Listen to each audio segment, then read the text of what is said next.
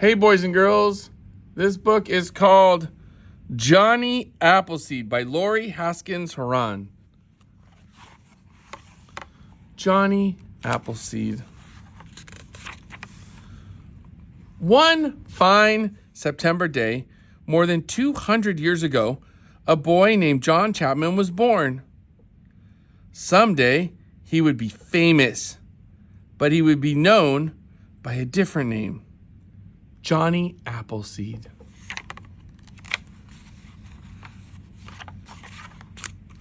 Johnny grew up in Massachusetts in a small, crowded house. He liked to take long walks in the woods where it was calm and quiet, and he liked to feel the sun on his face and the earth under his bare feet.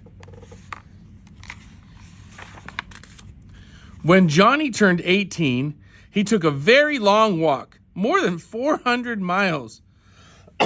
He brought along food, supplies, and a sack of apple seeds. Johnny had an idea. Settlers were starting to go west in covered wagons, looking for new places to live. Johnny figured they would want apples to eat and press into cider, but there were no apple trees out west. Even if the settlers planted seeds, it would take years for trees to sprout and grow fruit. Why not give the settlers a head start? Johnny reached Pennsylvania near a river.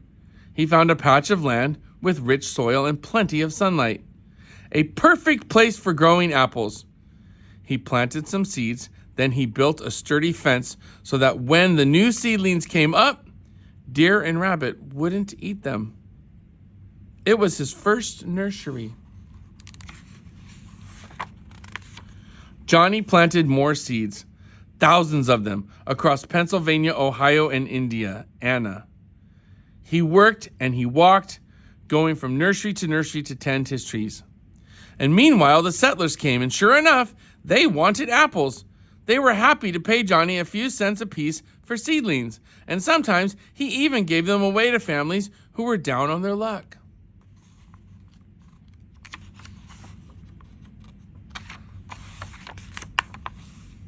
People spread the word about Johnny and his apple trees. That's how he got his nickname. Have you met Johnny Appleseed? He's mighty kind, people said. Mighty peculiar, too. It was true. For one thing, Johnny looked strange. He wore old ragged pants. He cut holes in coffee sacks to make his shirts.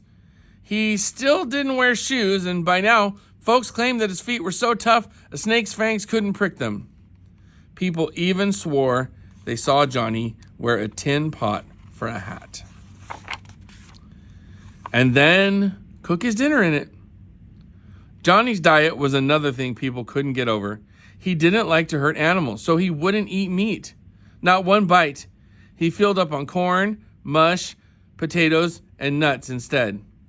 And when night fell, Johnny liked to sleep outdoors. He didn't settle into a hollow log or stretch out on a pile of leaves. He didn't seem to worry about the bears or the panthers that roamed the woods. It was almost as if Johnny was a forest creature himself.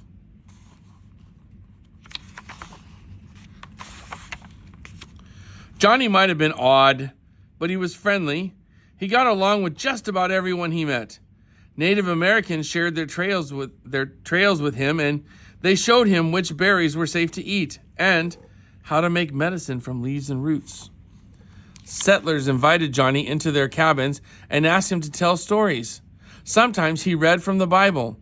Good news fresh from heaven, he'd say. And other times he acted out his own wild adventures. People retold Johnny's tales and made up new ones too. As the years went by, the tales grew taller and taller. Did you know Johnny can thaw ice with his bare feet? He had a tame wolf that follows him around like a puppy. Once he tricked 10 woodsmen in a chopping contest. They cleared a whole acre of land for a nursery. The stories wound their way east and west and back again. So did Johnny. He traveled hundreds of miles a year, making new nurseries and tending to the old ones. Every so often he rode a horse or paddled a canoe, but most of the time he walked and walked and walked. He kept this up for nearly 50 years. One day, when he was 70 years old, Johnny walked through a snowstorm to fix a fence around some of his trees. Afterward, he fell ill and died. Johnny was sorely missed, but he was not forgotten, and neither was his great idea. As settlers moved farther and farther west, they carried along apple seeds just the way Johnny had, and they planted apple trees of their own. Today, apples grow in every state in America.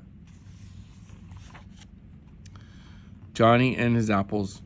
The apples that grew on Johnny's trees were mostly spitters. That meant that they were too sour to eat. Settlers used them to make cider and vinegar. Johnny's worn-out clothes made him look poor, but he wasn't. When he died, he owned over 1,000 acres of land. There's a monument for Johnny in Indiana near the spot where he died. The stone lists both his names, John Chapman and Johnny Appleseed, and underneath, he lived for others. Johnny probably walked more than 100,000 miles in his lifetime. Wow.